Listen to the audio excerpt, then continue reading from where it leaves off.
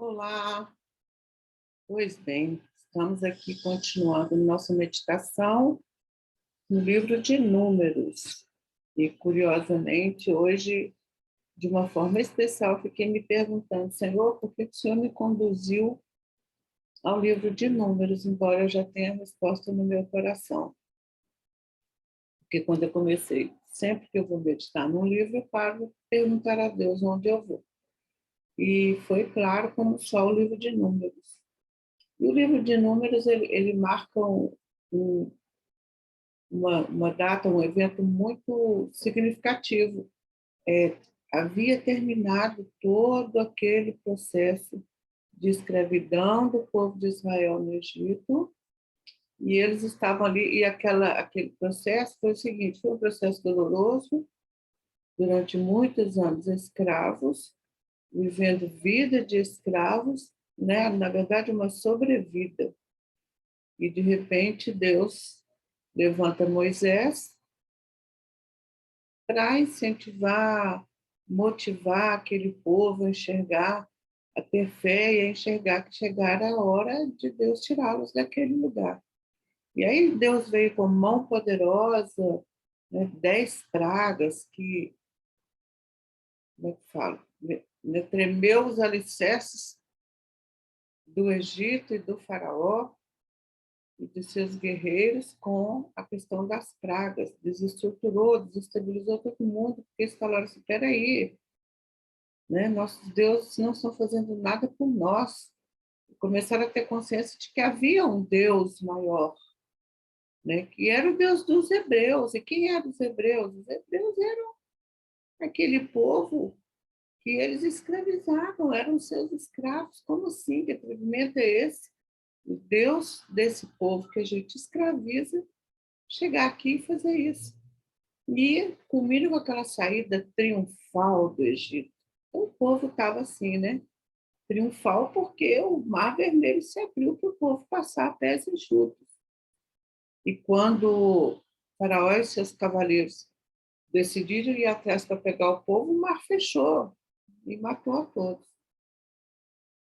Então, de fato, foi algo assim inimaginável, milagres, manifestações sobrenaturais, onde já se viu um mar se abrir, fora a manifestação das 10 pragas. Então, foi assim um evento. E o livro de Números, então, marca esse novo momento, esse novo ciclo, que é quando o povo iria, de fato, caminhar em direção à terra prometida, Canaã, a terra que mana leite e mel. No entanto, o livro de Números chama Números, porque ali, quando eles já começaram a caminhada no deserto, Deus ordenou que Moisés fizesse um recenseamento, contasse um por um, tribo por tribo, organizasse, esses são esses e tal, dando, como é que fala? Eu falo que esse recenseamento, ele deu dignidade ao povo, né? Vocês não são meros escravos que não têm uma razão de existir. Eu vou contar cada um de vocês, dividir vocês e distribuir vocês em tribos, segundo os 12 filhos de Jacó, então são as 12 tribos de Israel. Quer dizer, dando e ali formando uma nação, dando dignidade ao povo. Porém, o povo veio de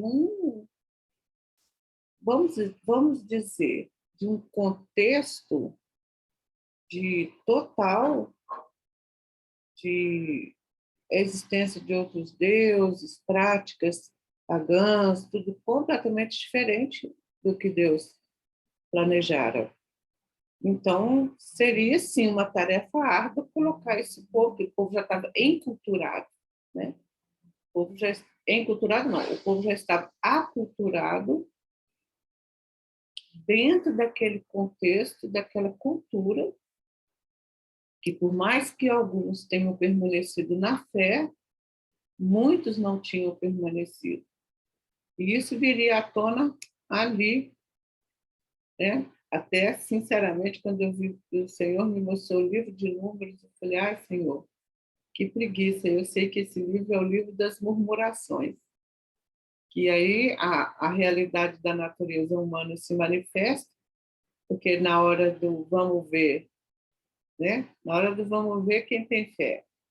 A fé, quer dizer, eles sendo colocados à prova e, tipo, tendo que confiar em Deus mesmo sem ver o que estava pela frente, embora existia a promessa, embora existia a sábia condução de Moisés e Arão, embora houvesse todas as provas consistentes, meu Deus, esse povo dura serviço. A Bíblia fala, né? Povo de dura serviço. E é verdade. E ali, mas aí o mais incrível disso tudo é que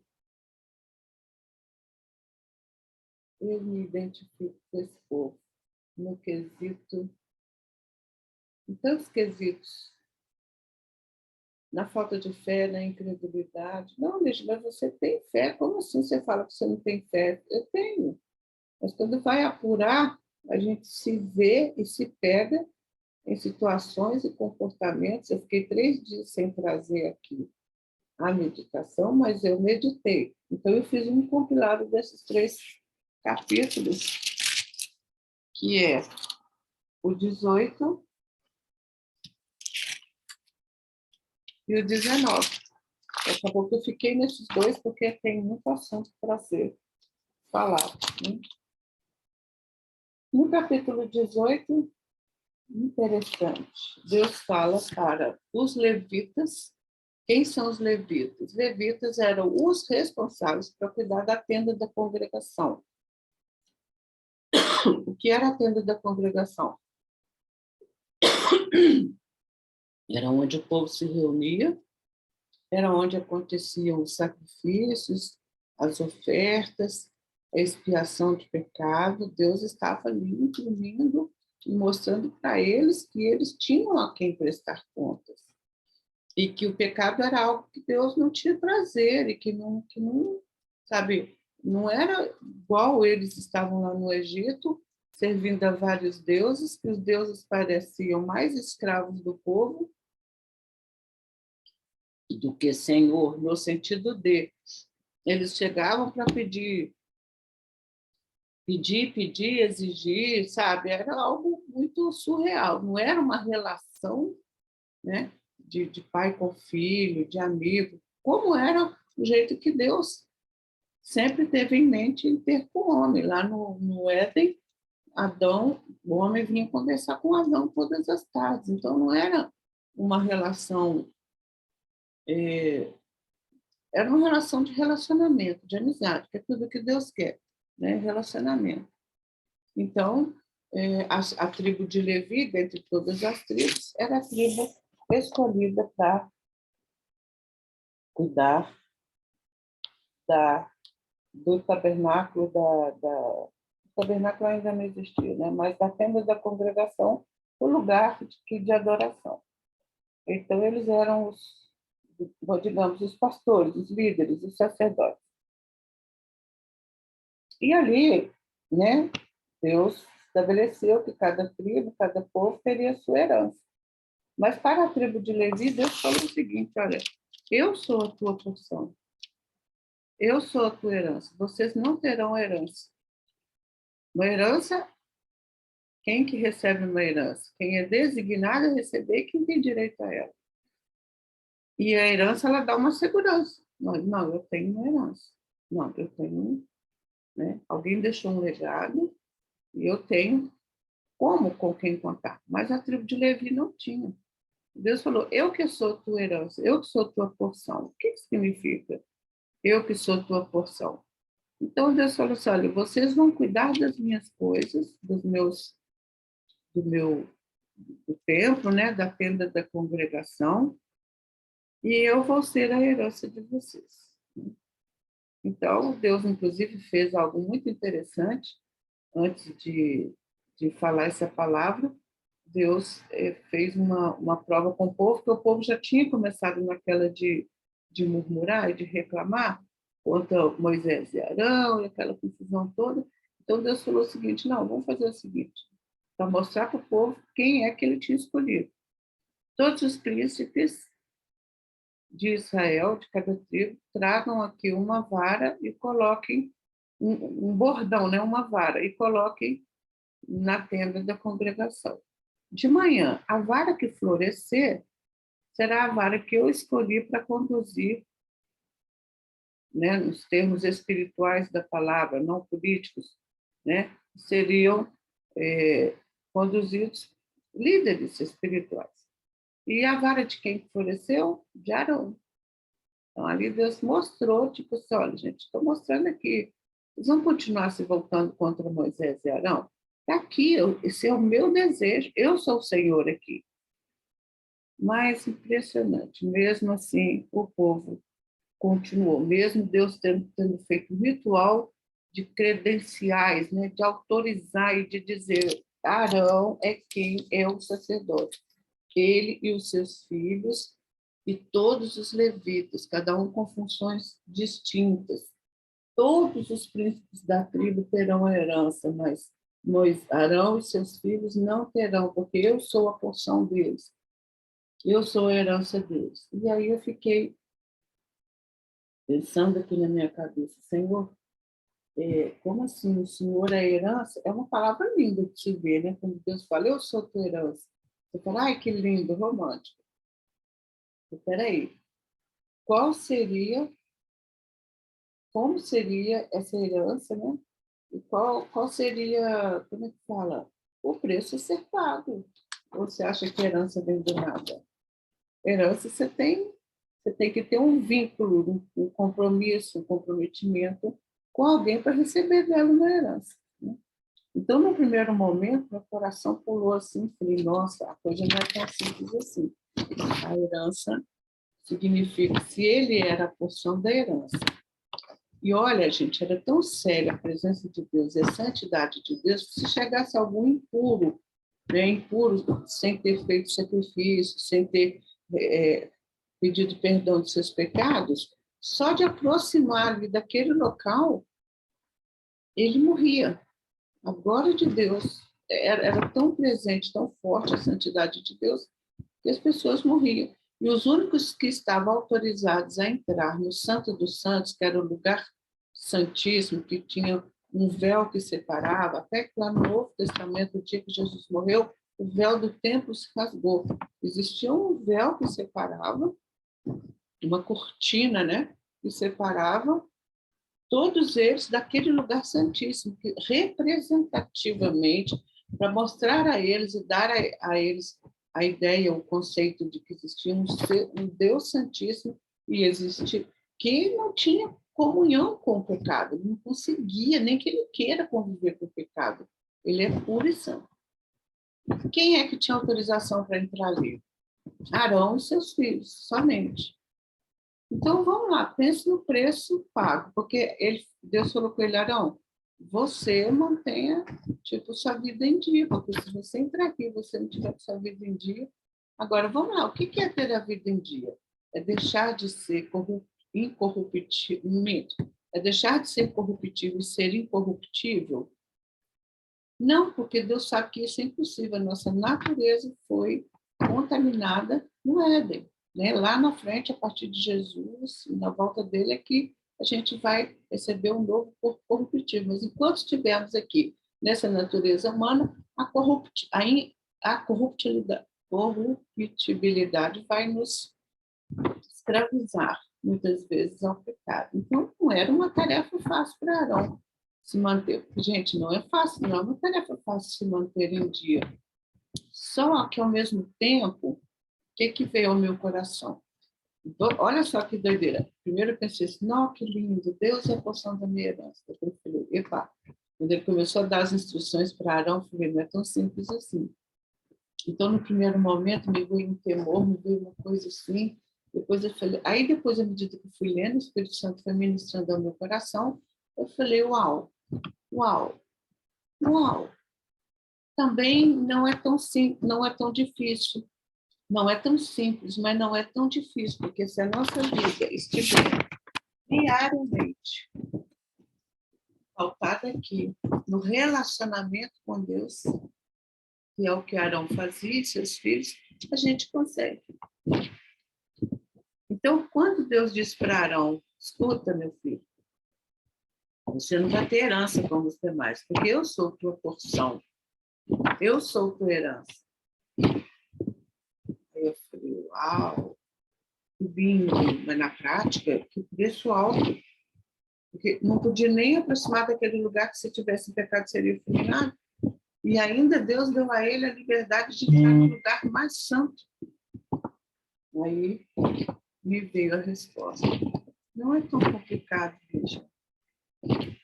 Não é questão de não pecar, porque Deus entende a sua natureza. Né? Se você vai fazer tudo para não pecar. Na verdade, se você está aqui ligado na seiva, você vai ficar mais atenta ao pecado. E de verdade, você não vai deixar de pecar porque a sua natureza peca. Né? Senão por atos, né? Pensamentos, palavras e obras. Mas, se você estiver ligada na seiva, reconhecendo que eu sou tua herança, de verdade, você não vai precisar ter esse medo. Você vai ter o temor natural, porque o temor natural vai te fazer manter no caminho, vai te manter no caminho. Mas eu sou sua herança, sim, eu sou tua porção enquanto você estiver aqui. Porque quando o homem se torna independente de Deus, ele se ferra bonito.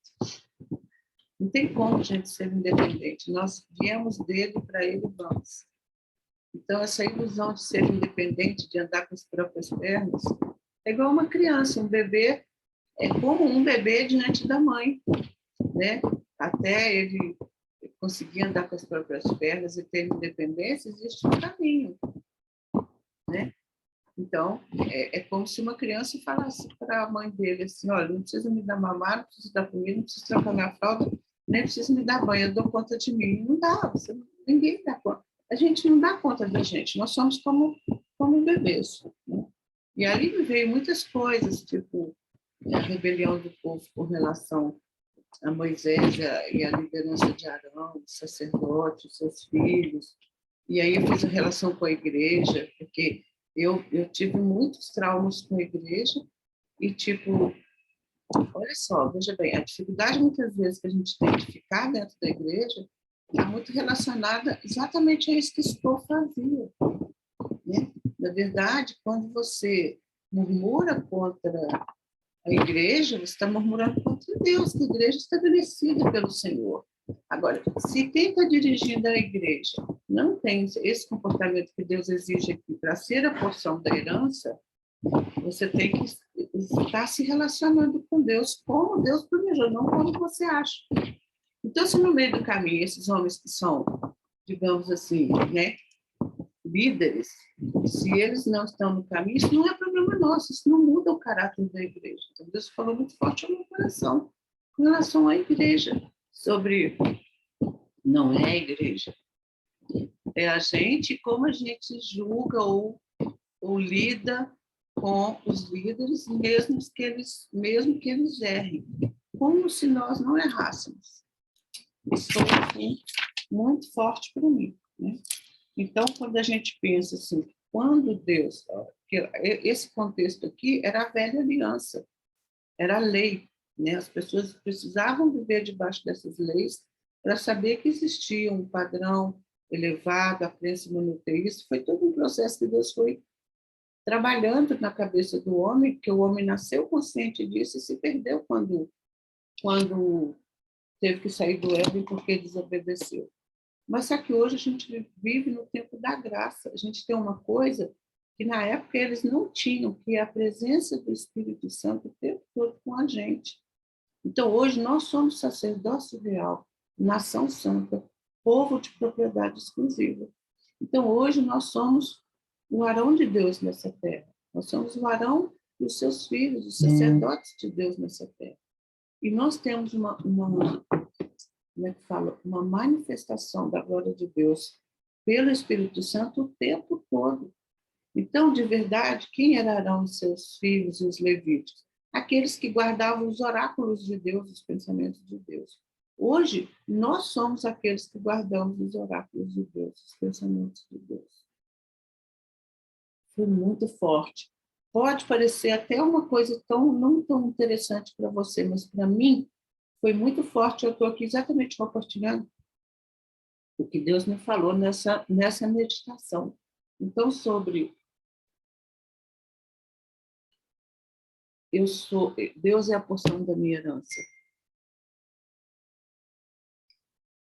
Ele cuida, ele guarda.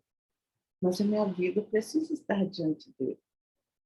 Como que ele vai se responsabilizar por decisões contrárias ao seu desejo e à sua palavra? E hoje em dia, meus amores, a gente está... O coração do homem está tão endurecido, até trouxe um versículo aqui. Não escrevi aqui não. Mas está lá em Coríntios, falando que o coração do homem está tão endurecido que não é como antes, que a gente lembra que, olha, eu pregava o evangelho onde eu estava. Até dentro do ônibus eu levantava e pregava. Hoje a gente tem dificuldade porque sente um coração de pedra nas pessoas. O mundo jaz no maligno, a fé esfriou. Deixa eu achar aqui o versículo, gente, porque o versículo é o seguinte. Versículo que fala sobre coração endurecido. Tá. Achei aqui, olha. É 2 Coríntios, capítulo 4:4, que diz o seguinte: o Deus deste século cegou os entendimentos dos incrédulos, para que não lhes resplandeça a luz do Evangelho da glória de Cristo, que é a imagem de Deus. 2 Coríntios 4:4. Então, quem são as pessoas que levam essa mensagem de salvação, senão nós? Eu digo para vocês com toda sinceridade, às vezes eu escuto pessoas falando, eu quero Deus, eu preciso de Deus, eu estou tentando, eu vou na igreja, e a gente vai ali, faz a oração, a pessoa aceita Jesus e não sai do lugar. Parece que há uma cegueira. Antigamente a gente falava, olha, explicava o plano de salvação, a pessoa aceitava Jesus, a vida dela era transformada. Hoje, o Deus desse século cegou o entendimento dos incrédulos num nível em que eles não conseguem, eles querem e não conseguem. Então, chega assim, a gente sente um peso, né? Sei lá, uma coisa ruim, esquisita, é diferente. Então, bom, o que eu quero deixar para vocês é o seguinte: ele é a porção da nossa herança e nós somos responsáveis por transmitir os oráculos de Deus, os pensamentos de Deus, os desejos de Deus, os planos e projetos de Deus para o homem nessa terra. Deus não manda anjos. Deus mandou a gente. Ide por todo mundo, pregar o evangelho a toda criatura. O que nós precisamos é ter um relacionamento afinado com Deus, para termos autoridade, assim como a vara de Arão floresceu. Autoridade tal que quando a gente abre a boca, o Espírito Santo toma a nossa boca e a palavra que chega às juntas e medulas, que não volta vazia, faz o que lhe apraz. E é isso que eu peço a Deus hoje, essa afinação e essa autoridade, para que eu possa transmitir os oráculos de Deus. Tá certo? Até o próximo.